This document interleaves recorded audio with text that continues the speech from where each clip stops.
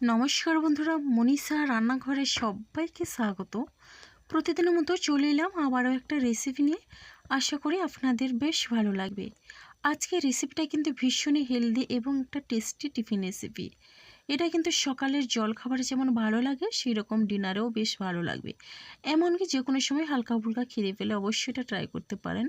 ভীষণই মজার, হেলদি এবং টেস্টি একটা টিফিন রেসিপি। যে একবার খাবে সে কিন্তু এটা বারবার খেতে চাইবে। যে কেউ একবার দেখার পরে খুব সহজেই বানিয়ে নিতে পারবে।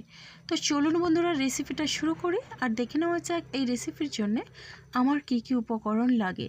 তো সবার প্রথমে দেখুন, এখানে একটা মিক্সিং বোলের মধ্যে নিয়ে নিচ্ছে সুজি। তো মাঝারি সাইজের একটা বাটিতে আমি নিয়ে নিলাম 1 বাটি পরিমাণে সুজি। এবার আমি এই সুজির মধ্যে দিয়ে দিচ্ছি টক দই।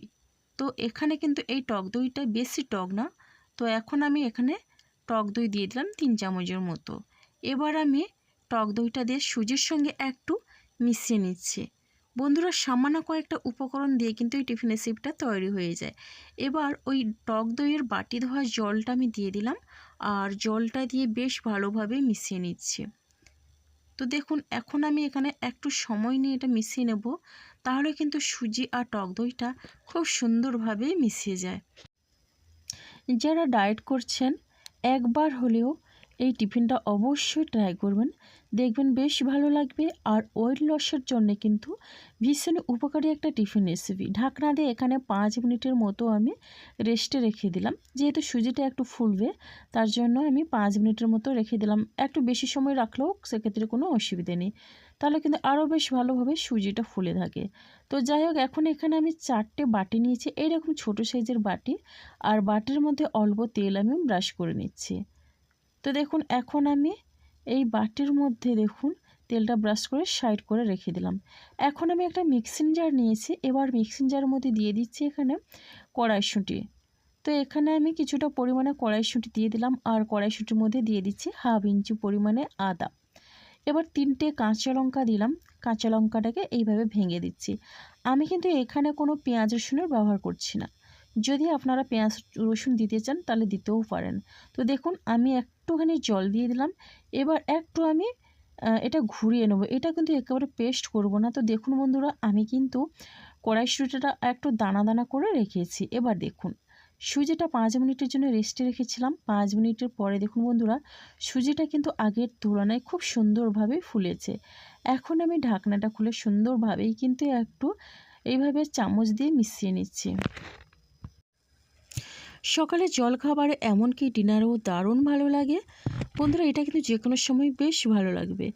এখন দেখুন, আমি যে কড়াইশুঁটি মিক্সিং জারে দিয়ে ঘুরিয়ে নিয়েছি, ওই কড়াইশুঁটিটা দিয়ে দিচ্ছি। আর দেখেই বুঝতে পারছেন এটা কিন্তু আমি একেবারে মিহি করে পেস্ট করে নিয়ে আমি একটু দানা দানা করে রেখেছি। দেখুন বন্ধুরা, এখন আমি ওই মিক্সিং জারটা ধুয়ে অল্প পরিমাণে জল দিয়ে দিলাম। এখানে কিন্তু বেশি জলের প্রয়োজন হয় না। অল্প জল দিয়ে কিন্তু টিফিনটা খুব সহজেই বানিয়ে নেওয়া যায় বন্ধুরা। এরপরে দেখুন, বেশ সুন্দরভাবেই কিন্তু আমি এখানে মিশিয়ে নিচ্ছি। এটা কিন্তু বাচ্চাদের স্কুল টিফিন বক্সে যেমন ভালো লাগে, অফিস লাঞ্চ বক্সেও দারুণ লাগে। এবার দেখুন বন্ধুরা, বেশ ভালোভাবে কিন্তু আমি এখানে মিশিয়ে নিয়েছি। এরপরে দেখুন, এখানে আমি দিয়ে দিচ্ছি স্বাদ অনুসারে লবণ। আর এখানে আমি দিয়ে দিচ্ছি চিনি। তো এখানে আমি 1/2 চামচ পরিমাণে চিনি দিচ্ছি। তো চিনিটা দিলে কিন্তু বেশি মিষ্টি হবে না, কিন্তু যেহেতু টক দই দিয়েছি তার জন্য কিন্তু স্বাদটা ব্যালেন্স করবে, খেতে লাগবে ভীষণই সুস্বাদু। একেবারে তেল মশলা ছাড়া কিন্তু এই টিফিনটা আমি রেডি করে নেব। ভীষণই হেলদি হয় এই টিফিনটা। তো দেখুন, লবণ আর চিনি দিয়ে বেশ ভালোভাবে মিশিয়ে নিচ্ছি। আর ব্যাটারটা দেখেই বুঝতে পারছেন এইভাবেই কিন্তু রাখতে হবে। এবার এখানে দেখুন, একটু মিশিয়ে নেওয়ার পরে এদিকে গ্যাসে একটা তড়কা প্যান বসিয়েছি। এবার তড়কা প্যানের মধ্যে আমি আগের থেকে কিন্তু 2 চামচ পরিমাণে সাদা তেল দিয়েছি।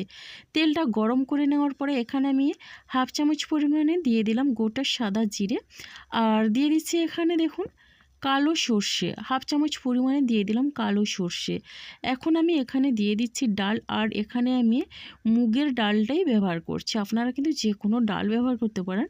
তো এখন আমি ডালটা দিয়ে বেশ ভালোভাবে একটু নাড়াচাড়া করে নিচ্ছি।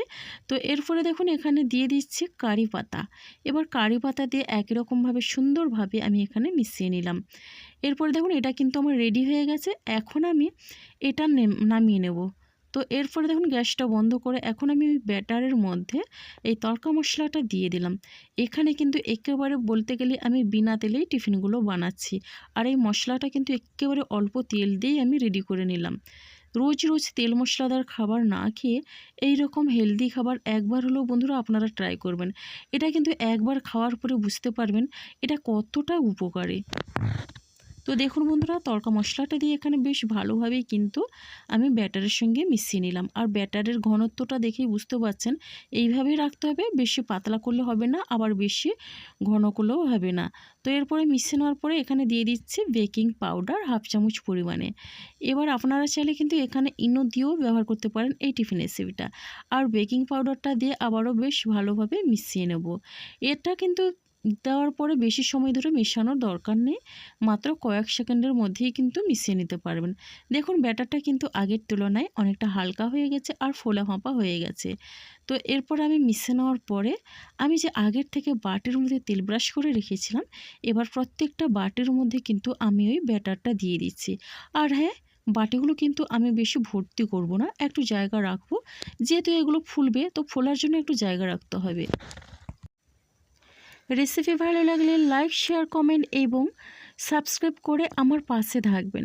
নতুন বন্ধুরা এখনও যারা চ্যানেলটিকে সাবস্ক্রাইব করেননি, প্লিজ সাবস্ক্রাইব করে পাশে থাকা বেল আইকনটি প্রেস করে নোটিফিকেশান অল করে দেবেন, তাহলে কিন্তু সবার আগে আপনারা আমার নোটিফিকেশান পেয়ে যাবেন। বন্ধুরা এখানে কিন্তু আবারও এরকম একটা ছোটো বাটি নিয়ে নিয়েছি, আর নিয়ে আমি ওই বাকি ব্যাটারটা ওই বাটির মধ্যেই দিয়ে দিলাম।